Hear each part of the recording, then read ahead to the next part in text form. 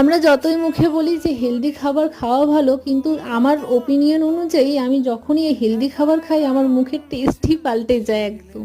কিছুদিন হলো এই বিট আর গাজরের জুস খেয়েই কিন্তু সকালটা আমার শুরু হচ্ছে। যাই হোক, সকালবেলা আমার যা কাজ থাকে সেটাই করে নিচ্ছিলাম। আর সকালবেলা এটা আমার কিন্তু রেগুলার রুটিন যে আমাকে ঘর ঝাড়ু দিতে হয়।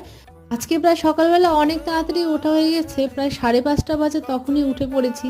আজকে কিন্তু রান্নাটা মা করেছিল, সেটাই তোমাদের দেখাচ্ছি। এখানে হচ্ছে ডিম কারি, আর এখানে বাঁধাকপির ভাজা, আর এখানে মাদের জন্য আলুর দম, কারণ মারা ডিম তো খায় না, সে কারণে আলাদাভাবে রান্না করতে হয়।